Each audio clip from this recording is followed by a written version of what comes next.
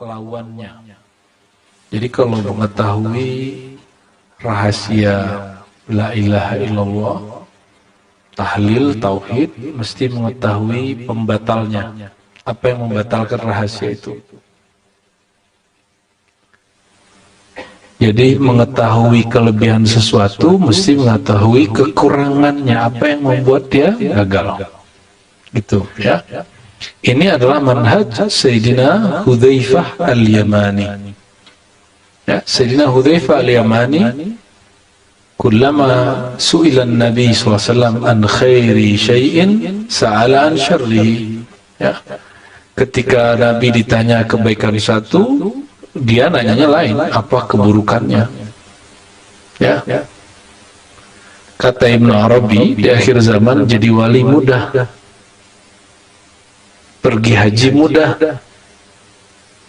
mencari ilmu mudah. Tapi kita harus tahu juga apa pembatal kewalian, pembatal haji, pembatal keberkahan ilmu, itu juga mesti kita pelajari. Sekarang mudahnya mau umrah tinggal berangkat ya, visanya bisa on arrival juga bisa hari ini. Apalagi jadi wali. Ya, jadi wali itu kan pilihan aja, wali Allah apa wali setan, nanti pilih mana. Jadi pilihan akhir zaman itu memang harus jadi salah satu dari wali Allah atau wali. Ya, ya kalau ente keberatan kan ada kitab Imam siapa namanya, Ibnu Taimiyah ini ya. Ya kalau yang biasa keberatan bahas wali kan mereka ini, pengikut-pengikut Ibnu Taimiyah ini. Padahal imamnya sendiri menulis kitab Al-Furqan Baina Awliya Ar-Rahman was Syaitan. Pembeda antara wali Rahman dan wali Syaitan. Wali Allah Rahman, wali Syaitan.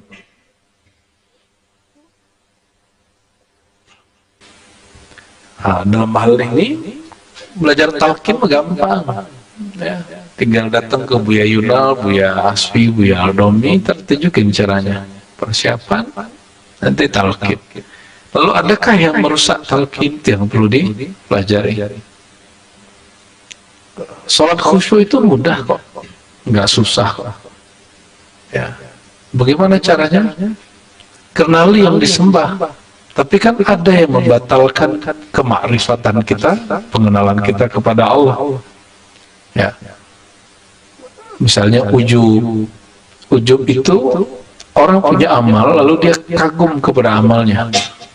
Orang punya ilmu, lalu dia kagum kepada ilmunya, itu pembatal. Punya gelar, kagum kepada gelar-gelar diri, itu batal langsung. Ya. Jadi kalau kita melihat amal kita sendiri, ujub. Kalau kita ingin dilihat orang, namanya riya. Bisa bedain nggak? Jadi beda riya dengan ujub, bedanya apa?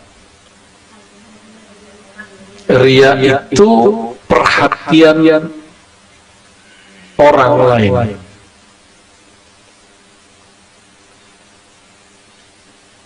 Itu yang dicari. Sedangkan ujub perhatian diri sendiri kepada diri yang berlebihan. Ya. Jadi diri kita ke diri sendiri. Nah, ini orang lain ke diri. Beda-beda tipis toh? Ya.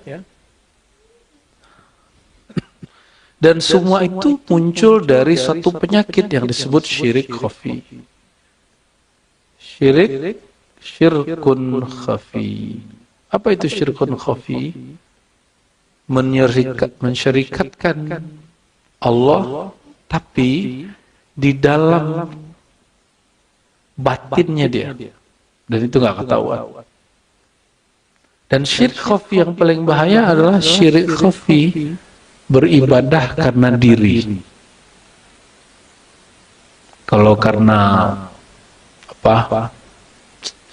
nyembah berhala, kayaknya orang Islam kayaknya aman lah tuh ya.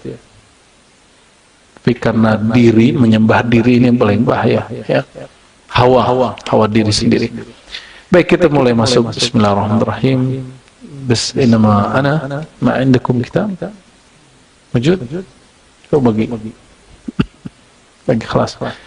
I'lam ayyuhal faqir, katakanlah murid, annal haq jalla jalalu, bahwasannya Allah Ta'ala min kamali qudratihil bahirah, di antara kesempurnaan kekuasaannya yang luar biasa, an ja'ala ma'rifata syai'i maqrunatan wa marbutatan bi ma'rifati diddihi.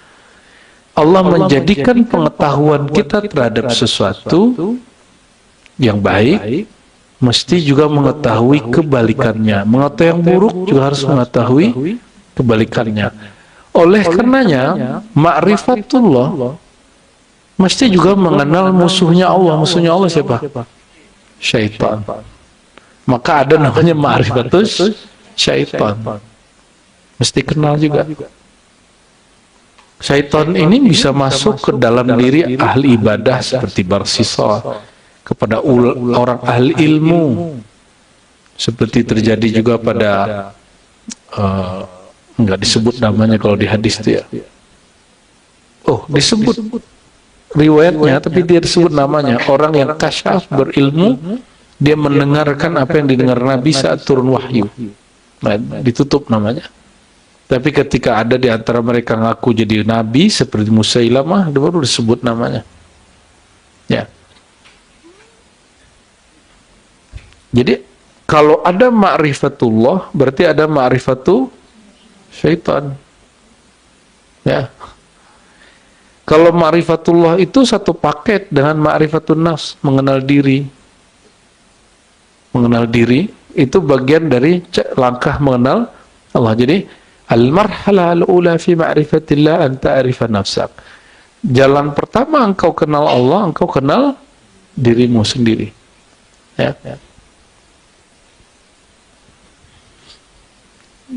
Syaitan sama jin beda nggak? Beda. Sudah bisa bedain? Sudah bisa bedain belum? Kalau jin tuh kayak genderuwo, kuntilanak, apalagi tuyul, apalagi, hah? Udah apa? Astagfirullah, namanya ngeri kali tuh, gombel-gombel gitu ya, apa kolor hijau gitu ya, aduh ngeri-ngeri namanya, pocong gitu. Itu nama jin-jin lokal itu ya. Tapi karena dia mengganggu, sifatnya sifat syaitan. Jadi jin yang usil itu disebut syaitan sifati. Syaitan, jadi syaitan itu ada 3 ya.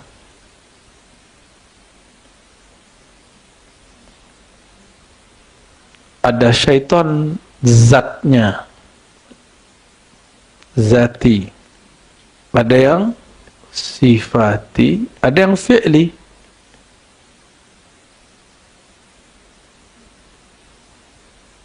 Fi'li, bahkan isminya.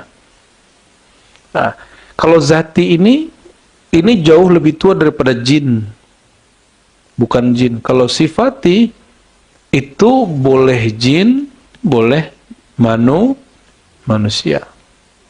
Maka ada manusia syaitan, ada rese terus, di mana dia ada bikin orang rusuh.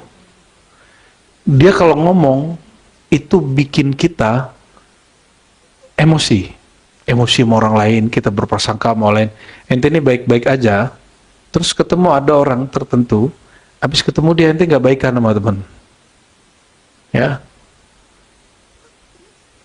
sifati ini juga melalui alat-alat yang kita pakai hari ini, aplikasi-aplikasi itu kan bikinan manusia, bikinan jin ke manusia. Nah, kata Syekh Abdul Qadir Jilani, syaitan sifati dari kalangan manusia lebih berbahaya daripada jin. Lebih bahaya daripada jin. Karena manusia ini, jika dia dapat sifat syaitan, memecah belahnya lebih dahsyat, menebar was-wasnya lebih gila ya.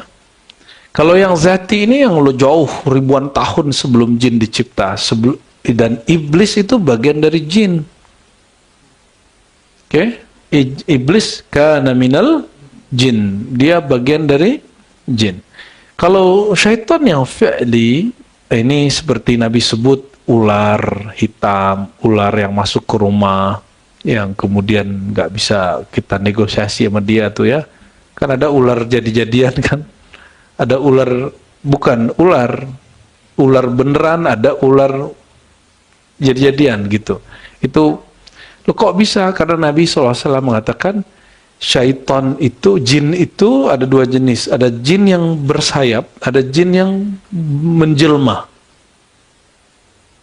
Mungkin yang menjelma ini ente sebut bisa jin, ini terbagi dua juga. Ada jin yang tadi apa namanya? Tilanak, porge, gombel, gembel gitu ya. Ada yang siluman. Itu bagian dari jin juga, tapi di bawahnya. Stratanya di bawahnya. Kayak apa? Siluman buaya. Siluman apa? Buaya putih itu. Ini korban ini kayaknya. Apalagi? Apa? Dajjal itu setan manusia itu. Setan dari kalangan manusia itu. Tuyul tuh kan. Masya Allah, korban film. Pocong tuh ya. Yang paling lucu itu mbak-mbak ini takut mantu tapi doyan nonton. Kan? Ya, saya tuh paling nggak bisa connect tuh nonton pocong, apalah itu. Nggak ngerti aja. Apa sih menariknya itu? Nggak ngerti itu film-film begitu tuh. Ya. Nah, kalau Nabi ngomong gini, jika kamu sholat lalu ada af'a, ular hitam berbisa melewati kamu, faktuluhu, bunuhlah dia, fa'innahu syaitan, karena itu syaitan. Jadi kalau kita masuk hutan ketemu ular ya jangan dibunuh. Di sawah ya jangan dibunuh, itu bagian dari ya ekologi, ekosistemnya, ekologinya. Jadi kalau kita di sawah, saya masih ingat bapak saya dulu waktu bertanam, dia bilang bulan-bulan ini gitu, saya lupa bulannya apa tuh. Ini musim ular bertelur. Ya. Nah, itu bersamaan dengan kita boleh nanam ular bertelur, tikus lagi beranak. Jadi belum keluar dia. Nanti ada bulan tertentu tikus keluar. Dia siklusnya begitu tiap tahun. Jangan nanam. Bapak saya ngomong itu dulu, jangan nanam. Kenapa? Nanti akan muncul yang memangsa dia, ular. Jadi kenapa hari ini orang menyebut tikus hama? Padahal tikus itu memang musimnya dia keluar. Itu salah ente tuh. Ente masih bertanam di musim dia keluar. Jadi kearifannya tidak ada. Jadi secara sunnatullah ada masa tikus keluar, ada masa ular keluar. Ya, gimana kalau nyebutnya apa dalam biologi itu? Kalau tikus dimakan ular, ular dimakan apa? Simbiosis mutualisme gitu ya. Makan itu ya. Oh, rantai makanan beda lagi tuh ya. Beda dengan simbiosis. Simbiosis itu saling memanfaatkan. Ya, rantai makanan. Dan ternyata itu dipahami secara bijak oleh orang-orang tradisional yang secara hari ini ente sebut orang tradisional. Suku-suku yang masih ngikutin adat lamanya. Di semua pelosok masih sama. Baik di Sumatera, di Dayak, di Sunda, di Jawa, itu mereka masih begitu. Di daerah Sukabumi itu ada satu kampung adat, dia nanamnya sekali aja. Sama kayak kita kampung kita dulu. Sama persis, ya. Cuma itulah, ya. Zaman sudah berubah. Katanya manusia tambah banyak, sawahnya tambah berkurang. Tambah kok berkurang. Malah berkurang. Oke. Fala ya'rifu syai'a illa bima'rifatiddihi hasbama taqtadihi al-hikmatu. Tidaklah engkau mengetahui sesuatu kecuali mengetahui kebalikannya, ya. Hasbama taqtadihil hikmah, ya. Sekira-kira ya menghendaki terdapat padanya hikmah, Farrububiyah la tu'raf illa bil ubudiyah. Nah, ini kan sekarang bab umumnya. Sekarang masuk ke bab khususnya. Ma'rifat, kajian ma'rifat, ma'rifatullah, ya. Pertama ma'rifat apa? Ma'rifatullah. Ma'rifatullah ini dibagi kepada dua. Rububiyah. Yang kedua, uluhiyah. Oke? Rububiyah. Dicatat nggak? Uluhiyah. Ini bukan tauhid uluhiyah, tauhid rububiyah versi Ibnu Taimiyah ya. Enggak, kita nggak bahas ala Ibnu Taimiyah. Ma'rifat rububiyah. Malam tadi kita udah bahas dikit ya, nyambung lah ini. Karena udah dibuka malam tadi, kayaknya dibuka juga lah dikit sini ya. Maka rububiyah itu disimbolkan kepada huwiyahnya Allah. Huwa, ma'rifat huwa. Maka puncak ma'rifat rububiyah, ma'rifat ism huwa. Huwa itu di makna yang terkandung dalam hak itu adalah nama Allah Al-Batin. Tuh, ya rezeki juga berarti ini. Ya. Karena ini nggak datang kan malam tadi. Nama Allah Al-Batin itu, kalau batin artinya apa? Batin itu nyata atau tidak nyata? Nyata atau tidak nyata? Tidak nyata. Maka Allah menyatakan dirinya. Disebut zuhur. Kalau dia rahasia, Allah menjelaskan dirinya. Disebut tajalli. Gak apa-apalah dibagi ya. Jangan pelit-pelit ya. Dibagi aja lah ini. Ya, izin nih Buya ya. Dua Buya kita minta izin dulu. Ini Buya Asfi lagi sakit, doain ya. Lagi biasa. Buya Asfi ini semangat. Kalau kemana-mana jalan terus. Ya, sehingga dia lupa dengan badannya ternyata masih manusia, bukan malaikat. Ya, kita doakan beliau sehat ya. Amin. Syafahullah. Syifaan ajilan wa ajilan. Amin. Nah, maka ketika yang batin ini ingin menyatakan dirinya dalam bahasa ma'rifatullah disebut zuhur. Ya, Allah menzahirkan. Apa yang dizahirkan? Bukan zatnya. Apa yang dizahirkan? Batinnya. Jangan salah paham. Apa yang dizahirkan? Batinnya Allah. Ya. Lewat siapa dia menzahirkannya? Melalui surah Muhammad atau Nur Muhammad sallallahu alaihi wasallam.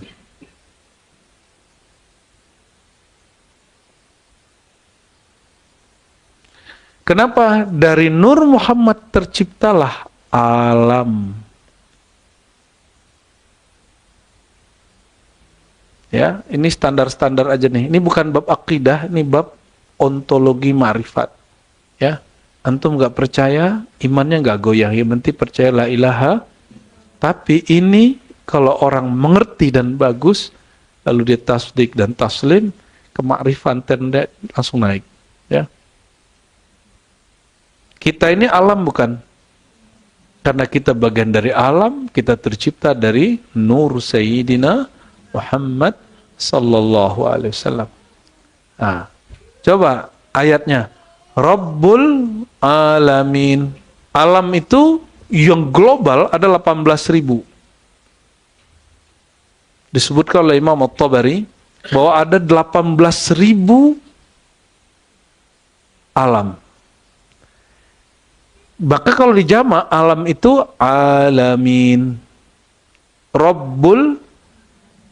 Nah, jadi ketika disebut Alhamdulillah Rabbil Alamin, tergabung di situ dua ma'rifat sekaligus. Ma'rifat rububiyah, ma'rifat ubudiyah, kehambaan. Jadi ketika seseorang mengenal ma'rifat rububiyah, dia mesti mengenal ma'rifat ubudiyah, kehambaan. Kalau dia cuma mengenal rububiyah Allah tapi tidak mengenal fungsi dia sebagai hamba, nanti dia cuma ngemeng-ngemeng tentang Allah aja. Ya, kalau dicerita tentang Allah luar biasa. Tapi dia tidak menunaikan tugas-tugas kehambaannya.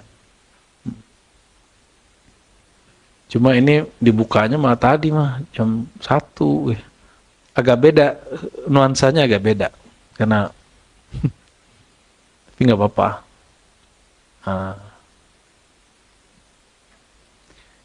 Ini perhatikan, ya. Jadi huwa itu bukan Muhammad, tapi huwa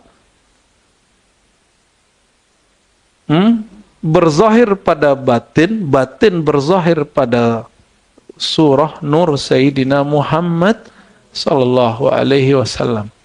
Surah Muhammad menyebar pada nur alam. Ya. Jadi Rabbul Alamin, Rabbu Muhammad. Jadi kalau orang berdoa ya Rabba Muhammadin, itu sudah semua alam sudah tuh. Ya. Kalau kita ngomong apa? Ya Rabba Muhammadin. Itu udah semua alam dapat sudah. Allahumma shalli wa sallim alaihi. Maka kalau buka dalail, coba lihat. Itu di hari apa Bu ya? Hari Rabu, pada Selasa. Ya. Rabu ya. Ada nyebut Robba Adam, Robba Nuh, sampai Robba Muhammad ya. Itu ada rahasianya di situ.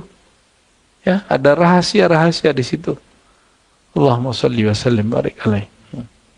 Farrububiyah ni kaidah la tu'rafu illa bil ubudiyah. Maka rububiyah tidak dikenal kecuali dengan ubudiyah. Nah, sekarang nih uluhiyah. Ini dibuka nggak nih Bu ya nih? Buka ya. Ini kalau dibuka nih jadi nggak horor. Tapi malam tadi agak horor dikit ya. Uluhiyah itu tentang anaknya Allah. Apa arti anak? Aku. Ini batinnya batin. Batinul batin. Ini ada dalam kitab ya. Batinul batin. Jadi kalau ini batin, ini batinul batin.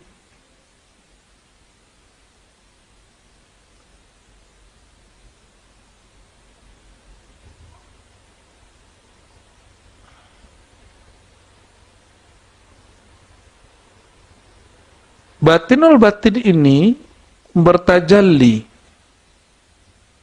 Bertajalli. Ya. Kemana dia bertajalli? Kepada Sir Ahmad.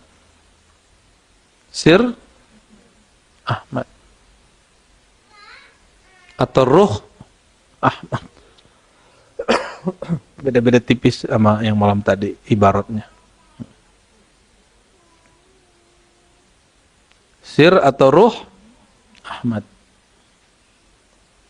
Oleh karenanya Az-Zuhur bernyata, Allah menyatakan dirinya, itu tidak masalah jika ketemu nanti hadis Nabi mengatakan aku jumpa Allah dalam berupa pemuda. Tidak masalah. Jadi bab zuhur itu kebalikan bab yang bab uluhiyah. Kalau di uluhiyah laisa kamislihi syai', tiada yang serupa dengannya.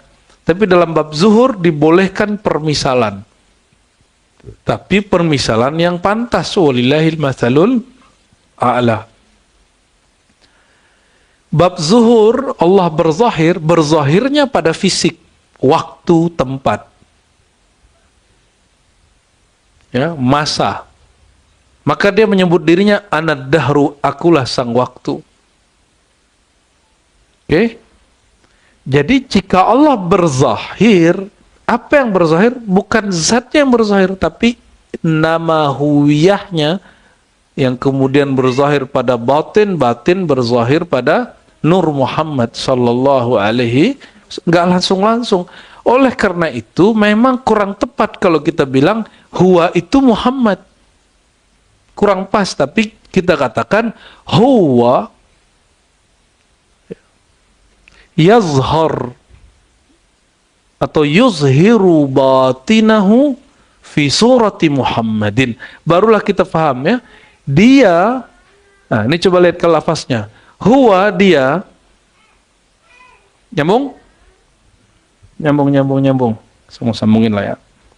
Dia dengan batinnya berzahir pada surah, rupa atau nur Muhammad. Nyambung? Tapi rahasia keakuannya dia simpan dalam batinul batinnya, dia tajallikan. Apa arti tajalli? Tajalli itu dia menjelaskan. Kalau zahir menzahirkan yang batin, menyatakan yang batin. Kalau tajalli menjelaskan. Jadi beda zahir dengan batin. Zahir kenyataan, tajalli kejelasan. Yang dijelaskan yang rahasia, yang dizahirkan yang tersembunyi.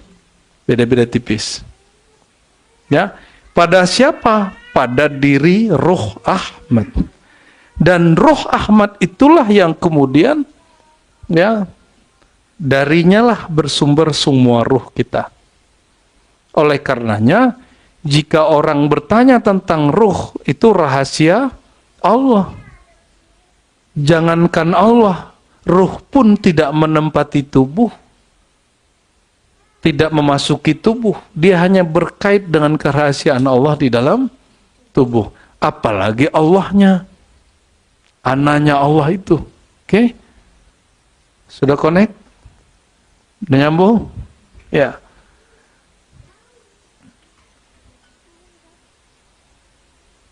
Nah, ini di sini turunannya arwah gitu.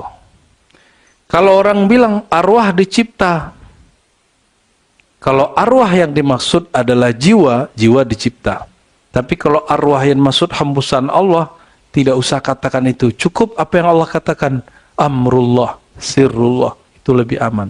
Itu yang dikatakan Al-Quran. Ya.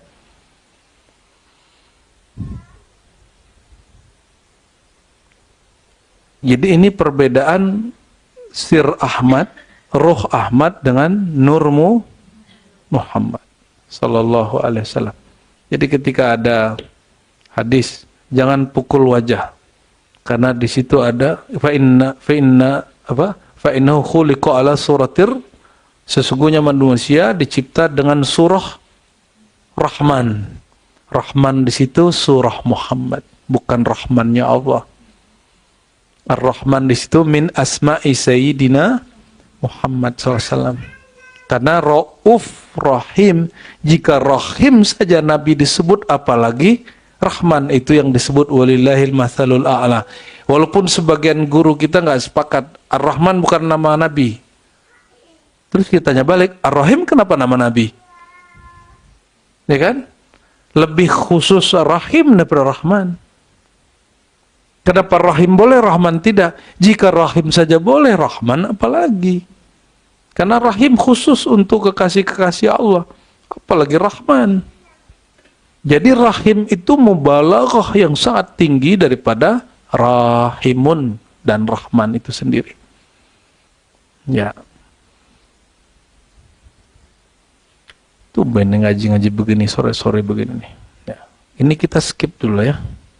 Ya kalau orang udah paham uluhiyah rububiyah, coba antum lihat pada bab rububiyah nanti turunan di sininya syariat. Kalau di sini hakikat. Beda ya?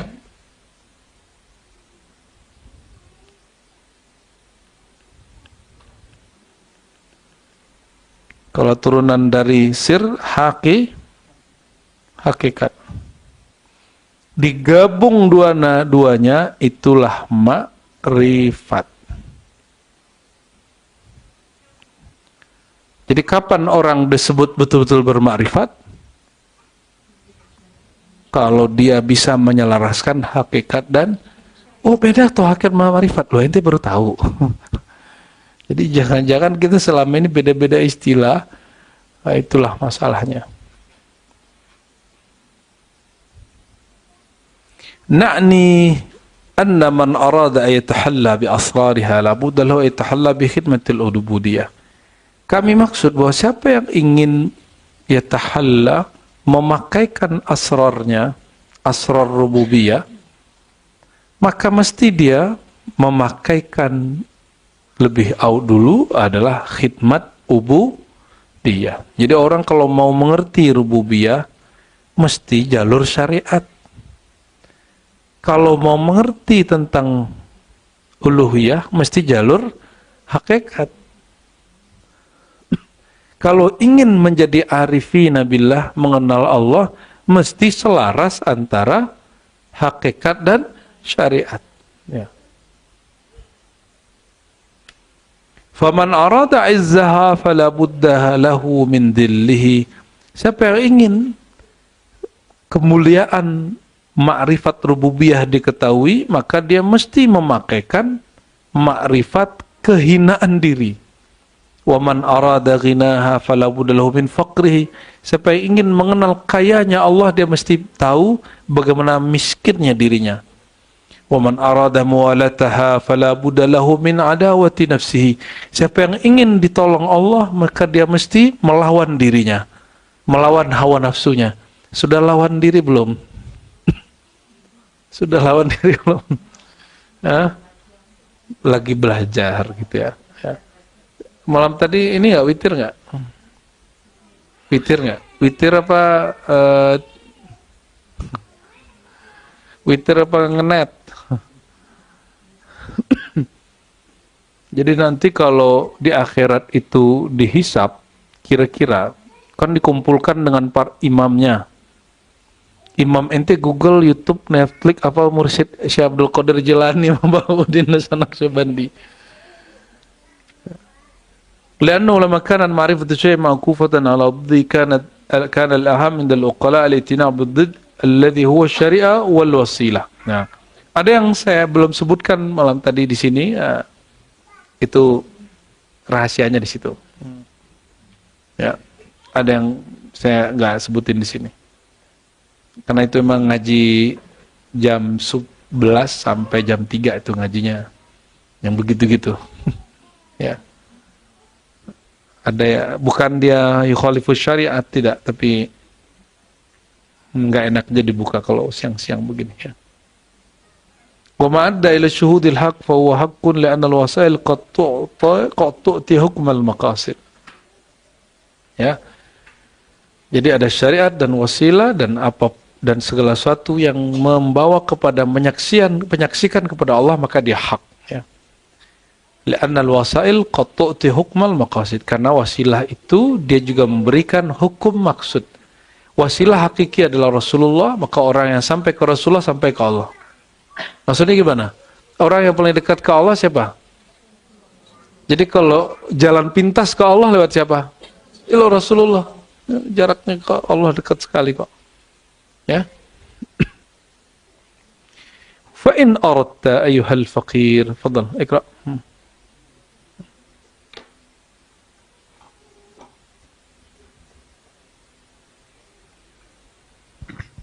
Bismillahirrahmanirrahim. فإن أردت أيها الفقير الدخول في زمرة الأولياء فحقق فقرك وفاقتك من كل شيء واجلس على بساط الذل والاضطرار جلسة رجل عزاه الله بقوله كل شيء هالك إلا وجهه وبقوله كل من عليها فان فالعاقل يا فقير هو الذي تعزى بعزاء الله فلم يحتج إلى عزاء غيره وكل من لم يجلس في مقام التعزية وأراد أن يعرف أسرار الربوبية فاعلم أنه مغرور وخال من النور ولا شك أن نقطة من ماء الحس تطفي بحورا من المعاني والضدان لا يجتمعان فجدد يا فقير عقدة المجاهدة في خدمة الكبير المتعال ولا تأخذ رخصة التسويف فإنها سيف صارم وجدد التوبة مع مرور الأنفاس لعلك أن تلحق برتبة الناس فإن المفتاح بيدك والباب لديك.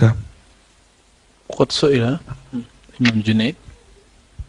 وقد سئل الإمام الجنيد رضي الله عنه وقيل له كيف السبيل إلى الانقطاع إلى الله تعالى فقال بتوبة تزيل الإصرار وخوف يزيل التسويف ورجاء يبعث على مسالك العمل وإهانة النفس بقربها من الأجل وبعدها من الأمل. فقيل له بماذا يصل العبد إلى هذا فقال بقلب مفرد فيه توحيد مجرد. بقلب مفرد. بقلب مفرد فيه توحيد مجرد. Oke. Ya. Ini beliau lagi menawarkan jadi wali, mau nggak? Ini tawaran Imam Abu Bakar Banani nih. Mau nggak kamu jadi wali gitu? Ada caranya. Mau jadi wali Allah? Apa kata Imam Abu Nani? Kalau engkau ingin ayuhal fakir ad-dukhul la fi zumratil awliya, masuk kepada barisan para aulia, fahaqqiq faqraka. Maka buktikan bahwa dirimu fakir, dirimu tidak punya apa-apa di hadapan Allah. Wa faqataka, dan kelemahanmu min kulli syai', dari segala sesuatu. Ya. Wajlis ala bisatid dhul, maka duduklah di hadapan Allah dengan kondisi merasa hina. Wal ittirar jalsatu rajulin azzahu Allah Ta'ala biqaulihi kullu syai'in halikun illa wajha. Ya. Dan duduklah dengan ittirar, merasa lemah sehingga terpaksa. Ya. Itulah jalsata rajulin azahullah. Inilah duduknya seseorang wali yang Allah akan bantu dia. Ini yang disebut makna dalam surah Al-Qasas. Jadi kalau kita biasanya menerjemahkan ayat ini, segala sesuatu akan hancur kecuali wajah Allah. Ternyata dia membawakan itu ke dirinya.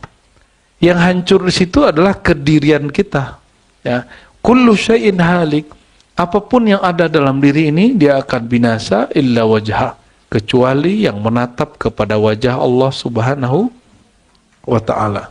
Ya. Berarti di kolbu kita ada yang menatap kepada Allah? Ada, ya. Sehingga disebut kolbul mu'min baitullah. Kolbu orang beriman itu baitullah, rumah Allah. Boleh juga disebut qalbul mu'min wajhullah.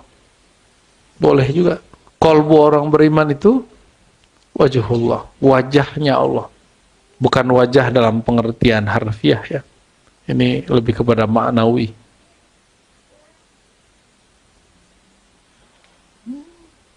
Jadi jika kita datang bukan dengan bab ini, ilmu nggak masuk. Ini yang sering disebut orang-orang, ya. Kalau kamu ingin bermakrifat, ya, ingin berilmu, ngaji ke siapa aja, kosongkan cangkirmu, itu sama dengan itu. Jadi filosofi itu ternyata ada juga dalam tasawuf, ya. Entah mana yang dulu, entah filsafat Cina duluan, entah filsafat Yunani, entah filsafat India, entah ini duluan, wallahu alam, ya. Yang pasti semuanya bersumber dari Allah. Kullun min indillah. Kita pendek, ya. Jadi mau berguru ke siapapun, misalnya nih mau talqin ke Buya, tapi merasa saya sudah talqin dulu, itu nggak masuk dia. Itu waktu talqin nggak akan kena. Itu gunanya kenapa mesti ada persiapan zikir ya hayyu ya qayyum, itu untuk membongkar itu. Mau ngaji nih, ngaji tarekat apa gitu ya, terus ngomong, wah aku kan sudah mursyid tarekat ini gitu, masih merasa dibawa mau ke mursyiddan yang ngaji ke orang, aku kan sudah suluk sekian kali. Nah, jika itu dibawa, orang akan terhalang untuk mengambil tarekah yang baru, ya.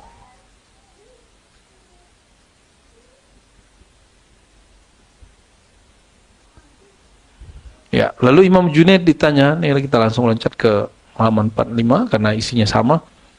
Imam Al-Junaid ditanya, "Kaifas sabil ilal inqita' ila Allah?" Bagaimana cara jalan pintas kepada Allah? Jawaban dia apa? Bitaubatin tuzilul israr. Taubat nasuha yang menghilangkan kecanduan untuk balik. Wa khaufun yuzilut taswif, ya. Dan takut yang menghilangkan kita untuk taswif ta'jil, ya. Wa raja yub'atsu ala masalikil amal, dan harapan yang membuat kita bangkit untuk masih tetap di jalur amal. Wa ihanatun nafsi bi qurbiha minal ajal wa ba'daha minal amal, dan menghinakan diri dengan dekatnya dia kepada ajal. Jadi kapan orang akan merasakan dirinya hina? Kalau dia merasa mati itu dekat. Wa ba'daha minal wa bu'duha, wa bukan wa ba'daha. Dan dia jauh daripada angan-angan. Faqila lahu bimadza yasil abdu ila hadza faqala biqalbin mufridin fihi tauhidun mujarrad. Nah, untuk bisa taubat, bisa khauf, bisa roja, bisa menghina diri, tidak angan-angan itu gimana caranya? Ternyata ada cara dalam cara. Kan tadi ditanya, gimana cara untuk jalan pintas ke Allah? Dikasih berapa? Taubat, khauf, roja, ihanah, dan tidak tulul amal. 5. Kebanyakan. Ditanya lagi, supaya bisa 5 itu gimana? Dikasih jalur ringkas. Jalan tolnya dikasih, tol dalam tol. Apa itu? Biqalbin mufarridin. Kolbu yang mengesahkan. Fihi, di dalamnya, tauhidun mujarradin atau tauhidin mujarridin, boleh dibaca dua-duanya. Tauhid yang dimurnikan atau tauhid yang memurnikan. Nah, di riwayat lain Imam Junaid ditanya, apa itu tauhid? Ifradul qidami anil hudus. Engkau dapat memisahkan konsepsi pikiranmu tentang Allah itu dengan kekodimannya sudah pasti esa. Allah itu kodim atau kodim itu tidak berawal. Yang tidak berawal itu cuma satu, yaitu Allah. Maka selain yang kodim, mau dia rahasia ataupun dia hudus, dia dicipta baru, maka dia tidak diifradkan. Ya, dia tidak diesakan, ya. Ini istilahnya rumit gak? Nah, kita pakai bahasa yang gampang. Kolbu yang siap dalam mengesahkan Allah sebagaimana layaknya Allah. Masih sulit? Ganti lagi kalimatnya. Ya. Kolbu yang mufrad atau mufrid. Apa yang disebut mufrid? Ifrad, dia dapat memisahkan pandangnya kepada alam dengan pandangnya kepada Tuhan, begitu. Bisa bedain nggak? Itu yang disebut kolbun. Nah, jadi ketika terjadi sesuatu, biarlah mata ini melihat yang zahir, kolbunya jangan melihat yang zahir. Apapun terjadi, ya. Adakah di alam semesta terjadi satu detik tanpa peran yang qadim itu, ada nggak? Nggak mungkin ada, ya. Coba lanjut. Fahadha ya faqir huwa at-tariqul wadih. فهذا يا فقير هو الطريق الواضح الذي قام عليه دليل الحق بالنور اللائح وغيره إنما هو غرور وضلال ولا تعبأ بما عليه الناس من صيرورة الطريق عندهم من باب التخمين والحدس والقياس وسرد الكتب والاستغراق في جمع حطم الدنيا من أي وجه حاشا الله أن تكون طريق الحق هي هذه، فإن الحق في غاية الجلاء لمن كحل طرفه بنور التوفيق.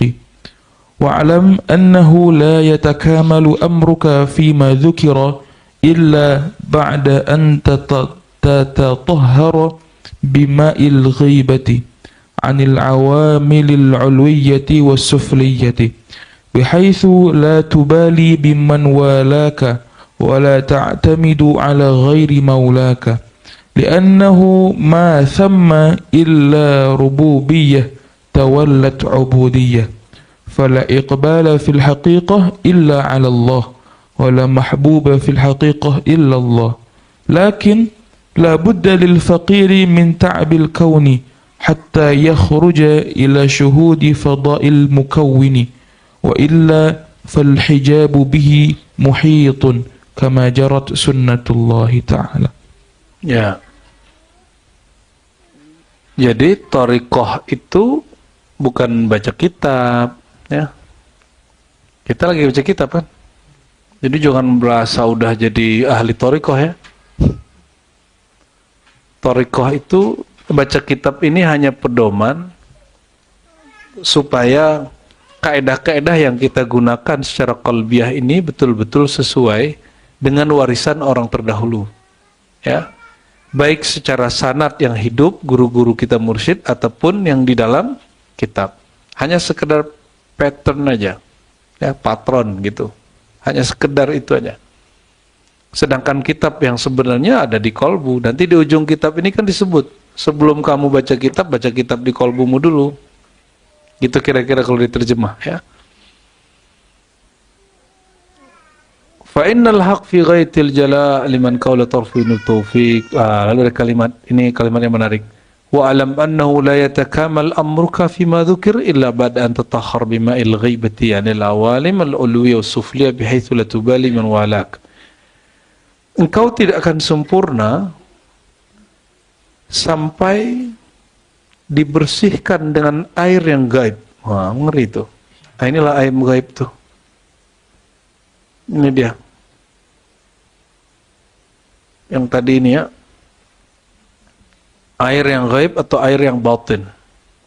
Maka tubuh kita ini dibersihkan dengan air yang zahir, sedangkan diri kita yang ruh dibersihkan dari air yang batin, air rohani. Air rohani itu bukan air, tapi dia ilmu. Ya, Nabi ketika minum waktu Mi'raj dikasih minum apa? Khamar dan susu. Ada versi lain tambahin air putih. Ya, Nabi milih air mana? Jadi air itu di dalam ilmu alam takbir itu artinya apa? Permisalan itu bab tentang dalil atau ilmu. Ilmu yang mengantarkan kepada hak, simbolnya air putih, air mineral, dan air susu. Ilmu yang menghantarkan kepada kesehatan disimbolkan dengan khamar. Ya. Nah, jadi bima'il ghaibah artinya dengan ilmu. Ilmu apa? Jangan campur-campur. Kalau ilmunya tentang fikih, ya belajar fikih.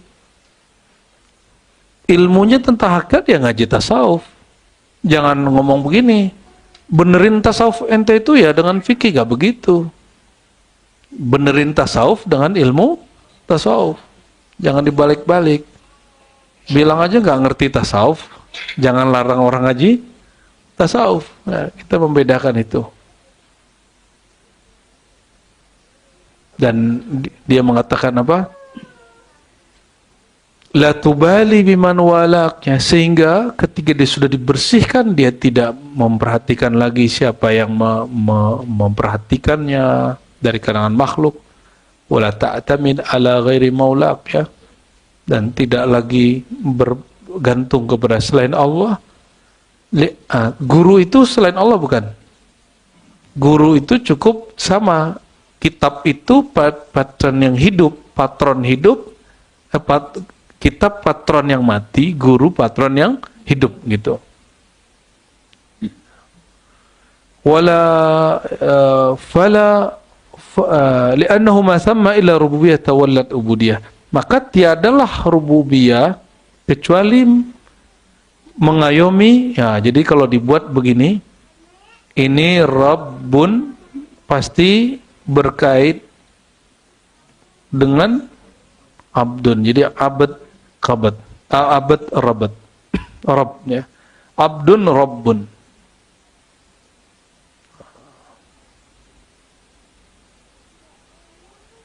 Oleh karenanya, ya, si abad ini dia tidak boleh menatap ke sini ya, ke bawah, ke dunia. Ini batil dia, langsung batil. Nah, kalimatnya apa? Fala iqbala fil haqiqati illa 'ala Allah. Tidak boleh menatap pada hakikatnya kecuali hanya kepada Allah. Wala mahbuba fil haqiqati illa Allah. Tidak boleh mencintai sesuatu kecuali pada hakikatnya mencintai Allah. Maka kita harus kenal yang kita cintai itu pada nama Allah apa. Suami istri. Suami itu apanya Allah di Asmaul Husna adalah zahir asma yang mana. Sehingga ketika kita mencintai pasangan, kita sedang mencintai Allah melalui namanya. Antum kerja. Ketika kita bekerja, kita sedang kan bermaksud mencari apa? Rezeki. Kita memandang bahwa bekerja itu salah satu tajalli manifest nama Allah Al-Mu'ti, Ar-Razzaq, Al-Ghani, Al-Mughni. Kalau begitu baru kerjanya ibadah. Ya, baru kerjanya ibadah. Makan. Yang mengenyangkan siapa? Minum. Yang menyegarkan, ya bukan air ya. Betul. Orang sakaratul maut, coba kasih dia minum, dia bisa seger nggak? Kenapa dia nggak bisa seger? Karena Allah tidak kasih dia kesegaran, dia cuma kasih air. 313 tentara Talut hanya minum pakai telapak, itu dia seger. Sedangkan yang pakai gayung nggak seger-seger. Kenapa? Yang sedikit ini Allah ciptakan pada dirinya kesegaran, sedangkan yang banyak tidak. Maka jangan antum cari bahagia dengan kuantitas materi, cari dengan kualitasnya. Jadi mulai hari ini mulai berpikir tentang kebermanfaatan, bukan lagi banyak gaya, lifestyle, ya itu bikin kita stres itu. Jam tiap bulan muncul baru, handphone tiap bulan muncul baru ya. Yang handphonenya itu yang lipat-lipat. Ya 2 tahun lalu udah jelek ya kan. Udah gak masuk tuh. Ya, beli motor juga sama, beli mobil juga sama. Jadi manusia itu kalau dulu waktu jalan kaki, ya Allah coba kalau punya motor, mungkin motor. Aku udah terima ya Allah, cukup ya Allah, gak minta-minta apa-apa lagi. Pas sudah punya motor, kena hujan. Bawa anak, terus ya Allah, bawa anak lagi. Kasihan sama anakku ya Allah. Ya, padahal dianya yang pengen mobil. Udah punya mobil, pengen merek yang ternyata bagus itu ada bagus yang zanni, ada bagus yang yaqini. Ada kan ana inna zanni abdi kan. Aku berdasarkan ya prasangka hambaku, perspektif hambaku. Perspektif apa persepsi itu terjemahan zon itu? Pak Bu Yayina, zon itu perspektif apa persepsi?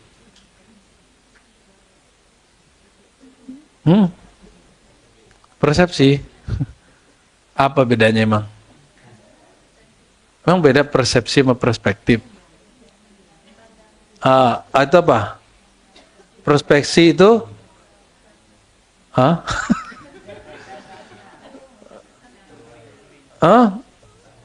persepsi, perspektif, konsep berpikirnya sudah berkaidah. Kalau persepsi, subjektivism, Di situ muncul lifestyle, banyak gaya ya. Kita ini kan banyak gaya semua ini. Ya, udah dapat sarung bagus kan. Apa tuh sarung apa yang bagus tuh? BHS. Tapi yang masih apa? Yang kelas apa? Kelas kelas itu deh. Pengennya yang masterpiece ya, salam. Ya, kayak gitulah emang. Dan itu nanti ketika ente baca riwayat hadis Nabi Sallallahu Alaihi Wasallam, ada orang akhir yang masuk surga. Masih ingat hadisnya? Pernah saya kisahkan. Akhiru man dakhalal jannah, orang terakhir masuk surga. Berarti dia orang, kalau akhir masuk surga di neraka dia ngapain tuh? Berarti dia paling lama, jadi orang mukmin terlama yang disiksakan gitu. Benar nggak? Itu mukmin pendosa yang paling banyak dosanya. Dia ngomong, ya Rabb, kayaknya itu pintu surga itu indah itu. Izinkan aku untuk ke sana. Ini Sahih Bukhari Muslim ini. Ya, habis itu ya Allah aku nggak minta apa-apa lagi. Udah nyampe di pintu surga itu, duh ya Allah, sepertinya teduh sekali pohon itu. Izinkan aku di bawahnya. Ya. Izinkan aku dibawa sebentar saja, habis itu aku balik lagi. Dan habis itu aku gak minta apa-apa lagi. Terus Allah digombalin sama dia. Lalu Allah kasih, dipindahkan dia kemana? Ke pohon. Di bawah pohon ya. Pohon surga kan luas sekali. Gedenya bukan main. Udah begitu dia lihat, wih, di belakang kebun kok keren banget ya. Ya Rob, kayaknya hidup di sana lebih indah daripada di sana. Jadi karakter kita yang itu akan terulang kembali ketika masuk surga sama neraka, sama aja. Jadi nggak hilang tuh. Namun hanya berbeda dimensi. Hanya beda dimensi. Lalu fatabassama rabbuna. Begitu dalam riwayatnya, Tuhan tersenyum. Dan jangan baik tersenyum bab zahir atau tajalli. Gitu. Masih ingat hadisnya? Wahai hambaku, aku sakit engkau tidak jenguk. Masih ingat hadisnya? Kata si hamba, ya Rabb, bagaimana mungkin? Engkau kan Tuhan sejati. Enggak mungkin sakit. Kata Allah, ya, ada hambaku sakit, la'udtahu lawajadtani indahu. Kalau engkau jenguk dia, engkau akan dapati aku di sisinya. Apa yang didapati? Ismahur Rahman Rahim. Yang didapat di situ nama Rahman dan Rahim. Oleh karenanya setiap kali ada kita datang ke rumah sakit gitu ya, ya, makanya kalau di Ibnu Majah itu 3 hari sakit baru dijenguk. Kalau di Ibnu Majah, hadis Ibnu Majah ya, ada kan biarin. Kalau orang sakit 3 hari, oh berarti parah sakitnya, kita jenguk. Kalau baru sehari, ente jenguk, wah kerajinan sih bagus. Cuma dia baru mau rehat, ente sudah jenguk. Ya, kan orang itu butuh istirahat juga. Ya, ini Buya Asfi udah berapa hari nih? Baru sehari 2 hari ya? Oke, berarti kita tahan dulu ya. Kalau kita jenguk juga malam ini tuh. Allah tabassama rabbuna. Ini kan orang-orang ahlu sunnah mulai terpengaruh Mu'tazilah loh hari ini. Hadis-hadis begini ditolak loh. Minimal ditakwil secara berlebihan. Gak usah. Tabassama, dia tersenyum dalam bab kezahiran. Bagaimana senyumnya? Gak serahkan kepada Allah kan, kita tidak ditaklif untuk memahami itu. Lalu apa kata Allah? Oke, bro, kira-kira gitu ya. Oke, hambaku, bayangkan sesuatu yang paling nikmat di dunia. Lalu orang itu membayangkan. Coba ente bayangkan nikmat dunia paling tinggi, coba bayangin. Bentar aja. 1, 2, 3, 1, 2, 3, 4, 5, 6, 7, 8, 9, 10. Sudah? Sudah terbayang? Sudah kelas? Rumah terbaik, gedung terbaik, pengendaraan terbaik, pasangan terbaik, duit terbaik, makanan terbaik. Sudah? Aneh sebutin gitu baru kebayang. Dari tadi nggak kebayang apa-apa. Lalu apa kata Allah? Aku berikan kepadamu 10 kali lipat dari yang engkau bayangkan. Jadi sorga paling rendah, nikmat dunia paling tinggi. Nikmat dunia paling tinggi, kalian 10 kali itu sorga paling rendah. Itu orang yang di kolbunya cuma sebiji zarah iman, itu dikeluarin dari neraka, dan dia terakhir keluar dari neraka, itu dia posisinya. Ya. Wala mahbuba fil haqqa illallah. Tiada yang betul-betul dicinta kecuali sebenarnya Allah. Ya. Jadi mulai jangan terlalu cinta ke kendaraan, ke rumah, ya, ke pasangan, kecuali kita melihat nama Allah pada benda-benda itu. Ya. Jangan terlalu doyan-doyan makan ini, makan itu, nanti ketergantungan. Kan kita sering ngomongin nih, orang Indonesia kalau nggak makan nasi mah nggak makan. Itu bagian dari keterjebaknya seseorang pada kebendaannya. Wa illa fal hijab bihi muhitun kama jarat sunnatullah, ya. Fa'alika ya fakir bi syara'i as-sayri fi at-tariq tanal ma tarju min ratb at-tahqiq wa illa fal maqru as-sayyi la yahiku illa bi ahli, ya. Oleh karena itu wahai fakir, hendaklah engkau berpegang teguh, ya, dengan syariat dalam menjalankan thariqah, ya, engkau akan mendapati apa yang kau harapkan, ya. Kalau tidak, fal makru sayyi, itu makar yang buruk. La yahiku illa bi ahli, tidak meliputi kecuali orang yang pantas dapatnya. Bidzalika jarat sunnatullah fi khalqi, itulah sunnatullah, wal ajab kullul ajab wal ajabu kullul ajab. Sungguh aneh, ada murid kaifa yatma fi dukhul min ghairil bab. Ada orang berharap jadi wali tapi bukan jalur kewalian. Udah ngaji-ngaji aja, ngaji kitab aja, terente jadi sufi, nggak begitu. Yang disebut thariqah aku ngaji ma'rifat. Yang berbarengan dengan syariat, baru jadi wali. Kalau cuma baca kitab biasa, mau gimana ente mau jadi wali? Dan sombong lagi baca kitab. Ya, nggak begitu. Jadi jangan salah paham ketika ada seorang wali mengatakan thariqah aing mah ngaji. Orang begitu kan baca Ihya Ulumuddin, ngaji di situ, dia ngaji terus dia amalin. Bukan dengan ujurumiyah ente jadi wali. Ya. Baca matan takrib ente jadi wali, nggak begitu. Sama aja baca Ihya juga nggak begitu. Ngaji ma'rifatnya lalu di tahqiq, ada bimbingannya, ada irsyadnya di situ. Ya. Lalu dia tutup dengan kalimat, ya fa innaha la ta'mal absar walakin ta'mal qulubul lati fis sudur. Ya, tapi kemudian lagi ngomong orang begitu ribet karena hatinya sudah mati. Ya. Semoga Allah taala jaga kita dari sesuatu yang membuat kita menyimpang dari istiqamah. Dan salaka bina tariqa ahli al-aubati wal inabah bijahi sayyidina Muhammad SAW. Dan semoga kita Allah arahkan ke jalan ahlul aubah wal inabah, ya, dengan berkat Nabi Muhammad SAW. Nah, nanti malam insyaallah ba'da maghrib kita ngaji kitab Ma'rifat Nur Muhammad lagi dari kitab Syekh Yusuf Nabhani insyaallah, ya.